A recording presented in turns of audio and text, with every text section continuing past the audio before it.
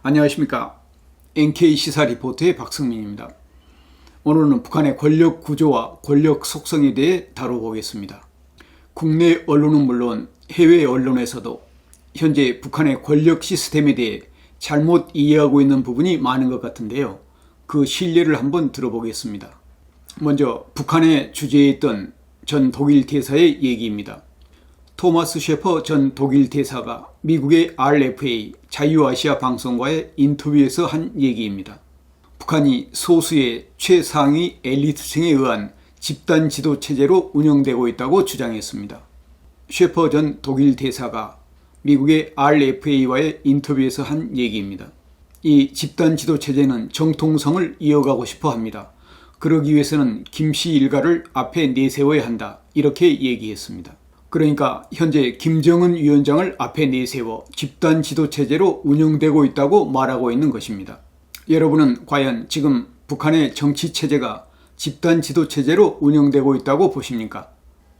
셰퍼 전 독일 대사는 김정일 국방위원장 시절을 포함해 2018년까지 두 번에 걸쳐 평양에 주재했다고 합니다. 이렇게 8년간이나 평양에 체류했던 독일 대사도 아직 북한의 실체에 대해 잘못 이해하고 있는 것 같습니다. 이 셰퍼 전 독일 대사의 주장에 대해 북한의 고위 망명자에게 물어봤는데요. 그분은 이렇게 얘기했습니다. 북한에서 집단 지도체제는 있을 수 없고 외국인들이 북한의 외교관으로 몇 년간 체류한 것으로는 북한을 알기 힘들다라고 얘기했습니다. 북한 김씨 일가의 공포 통치와 포갑 정치가 극에 달해 70대의 노 간부들도 김정은 위원장 앞에서는 한쪽 무릎을 꿇고 보고하거나 지시를 받는 부자연스러운 사진들을 우리는 자주 보고 있습니다. 2015년에는 김정은 위원장이 연설하고 있는 행사에서 현영철 당시 인민무력부장이 졸았다는 이유로 처형되었습니다. 물론 졸았다는 것이 처형 이유의 전부가 아닐지는 모르겠지만 현영철 인민무력부장의 처형에 졸았다는 이유가 포함된 것은 사실인 것 같습니다. 이런 공포 분위기의 북한 지도부 하에서 원로 그룹에 의한 집단 지도체제가 가능하겠습니까? 이런 북한에 대한 오해는 북한의 권력 구조와 권력 속성을 잘못 이해하기 때문일 것입니다. 북한은 올 1월 제8차 당대회에서 김정은 위원장을 총비서로 추대하고 유일 영도 체계를 더욱 강화시켰습니다. 이런 북한에 대한 잘못된 보도는 국내 언론사의 기사에서도 종종 나타나고 있습니다.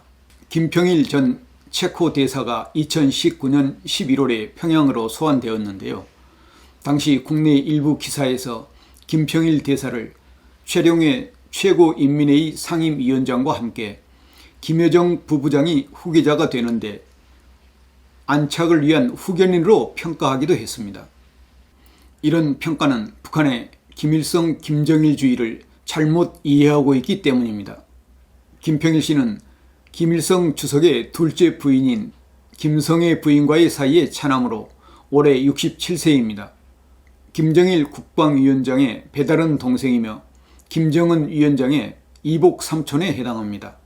김정일 국방위원장이 북한의 후계자로 낙점된 후에 권력 다툼에서 밀려난 김평일 씨는 헝가리와 폴란드 등 동유럽 국가들의 대사로 40년 가까이 전전하다 2019년 평양으로 소환되었습니다.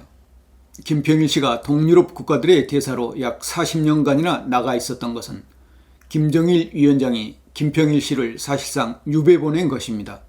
북한 국내에 정적을 두지 않겠다는 의도였던 것이지요. 김정은 위원장에게도 김평일 씨는 정적인데 정적에게 김여정으로의 후계 구도를 부탁할 수 있을까요? 북한의 권력 구조를 모르는 얘기입니다.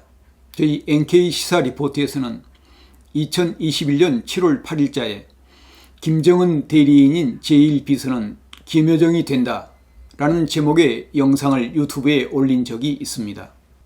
그 영상에서 김정은 위원장 유고시 김여정이 오빠 김정은을 대리하는 제1비서에 쉽게 오를 수 있도록 이미 법률 조항을 준비했다고 보도한 적이 있습니다. 그럼 이번에는 북한을 잘못 이해하는 국내의 기사를 한번 살펴보겠습니다. 국내 모 언론사의 6월 18일자에 이런 기사가 있습니다. 기사를 한번 읽어보겠습니다. 이 소식통은 김정은이 건강이 안 좋은데 이설주, 김여정, 현송월이 김정은 위원장이 아끼는 세 사람이라며 이 세 사람을 김평일 씨에게 부탁하는 의미에서 흰색 벤츠 세대를 김평일 씨에게 사준 것으로 알고 있다라고 보도했습니다. 김정은 위원장에게 김평일 씨의 존재는 이복 삼촌이 아닌 그냥 정적에 불과한 것입니다. 김정일 전 국방위원장의 장남인 김정남 씨는 김정은 위원장의 배다른 형입니다만 2017년 2월에 말레이시아 쿠알라룸푸르 국제공항에서 암살되었습니다. 저는 이 암살 사건 직후에 마카오에 2번 들어가 취재해서 기사를 쓴 적이 있습니다만 사실 김정남 씨는 한국에서는 잘 알려져 있지만 북한에서는 일반 주민들에게 잘 모르는 인물입니다. 그래서 김정남 씨는 북한의 핵심 간부들 사이에서도 잊혀진 인물인데다 외국에서 낭인과 다름없는 생활을 하고 있었고 북한 정치에 전혀 영향력도 없는 사람인데 왜 암살당했을까요? 그것은 김정은 위원장의 잠재적인 정적이기 때문입니다. 북한의 최고 지도자는 김일성, 김정일, 김정은으로 이어지는 백두산 줄기, 즉 백두혈통 이외에 김평일 씨나 김정남 씨와 같은 이복 형제들은 격가지라고 해서 철저히 배제시켰습니다. 격가지라는 말은 본 줄기를 튼튼하게 하기 위해 즉 김일성, 김정일, 김정은으로 계승되는 백두혈통을 위해 잘라줘야 하는 격가지라는 의미입니다. 태영호 전 공사가 태 전 공사는 현재 국회의원입니다만 예전에 북한의 외무성 간부와 김평일 씨가 대사로 있던 대사관을 방문했을 때 에피소드를 얘기한 적이 있습니다. 김평일 대사와 마주치지 않으려고 피해 다녔고 김평일 대사가 쫓아와서 아는 체 해도 대꾸도 하지 않았다고 얘기했습니다. 북한 외교관들은 김평일 대사와 얘기를 나누면 그 대화 내용을 본국 외무성에 자세히 보고해야 하기 때문이라고 했습니다. 김평일 대사를 철저히 배제시켰던 것을 알 수 있습니다. 이런 격까지 취급하는 김평일 씨를 40년간이나 외국에 유배시켜놓고 있다가 김여정으로의 후계 구도를 부탁하기 위해 소환했을까요? 절대 그렇지 않을 것입니다. 평양에 묶어두기 위해 소환했을 것입니다. 김정남 씨를 망명정부 지도자로 추대해야 한다는 얘기가 나온 다음에 김정남 씨가 암살당했듯이 김평일 씨도 해외에서 망명정부 지도자 추대 움직임이 한때 있었습니다.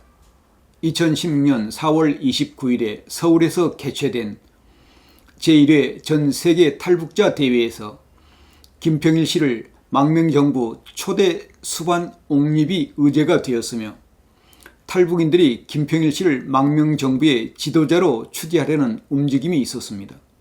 또한 2017년 2월 21일자 연합뉴스 기사에서도 탈북인들을 중심으로 김평일 씨에게 망명정부 지도자를 타진했다는 내용의 기사가 있습니다. 기사를 한번 읽어보겠습니다.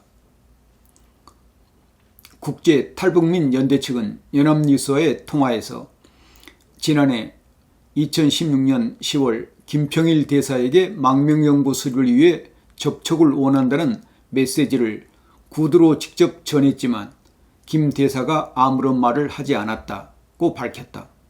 단체 측은 즉 국제탈북민연대 측은 망명정부 추진 움직임과 관련해 우리는 김평일을 한국 국내 일각에서는 김정남을 지도자로 옹립해야 한다는 목소리가 있었다고 전했다 라고 연합뉴스가 보도했습니다. 이런 움직임이 있고 나서 김정남 씨가 암살됐고 2년 후에 김평일 씨는 평양으로 소환된 것입니다. 김평일 씨를 평양에 소환한 가장 큰 이유는 국제탈북민연대 측을 중심으로 해외에서 김평일 씨를 망명정부 지도자로 추대하려는 움직임에 있었다고 봅니다. 해외에서 탈북인들을 중심으로 김평일 씨를 망명정부 지도자로 추대한다는 말이 나오게 되면 김정은 위원장으로서는 체면구기는 일이 되고 내부에서도 잠재적인 불안 요소가 될 것입니다. 김정은 위원장으로서는 김평일 씨를 평양으로 소환한 후에 정적을 일단락시켰다고 생각했을지도 모릅니다. 이렇게 유배지로부터 불러들여 묶어놓고 있을 가능성이 농후한 김평일 씨에게 벤츠 세대를 선물했다는 말을 들으면 아마 북한에 속아 웃을 것입니다. 2019년 김평일 씨가 평양으로 소환되었을 때 저는 김평일 씨가 북한에서 받을 수 있는 가장 좋은 대우는 아마도 자택연금일 것이다 라고 칼럼에서 쓴 적이 있습니다. 그럼 왜 이런 상식적으로도 이해가 안 되는 정보가 기사화되었을까 하는 점인데요. 이것은 북한 당국이 의도적으로 흘린 가짜 정보일 수 있습니다. 중국 등지에서 정보 관련 일을 하는 정보원들에게 북한 당국이 흘려서 그것이 한국 언론사 기자에게 토스된 가짜 정보일 가능성이 높습니다. 그럼 왜 이런 가짜 정보를 지금 흘렸을까 하는 점이 포인트인데요. 김평일 씨의 신변에 이상이 발생했을 가능성도 있습니다. 그러니까 북한 당국이 가짜 정보를 흘린 이유가 김평일 씨는 지금 안전하게 평양에서 잘 생활하고 있다는 연막 작전일 수도 있다는 얘기입니다. 저도 일전에 그런 가짜 정보를 받은 적이 있습니다. 제가 받았던 가짜 정보에 대한 얘기는 다음 시간에 한번 다뤄보겠습니다.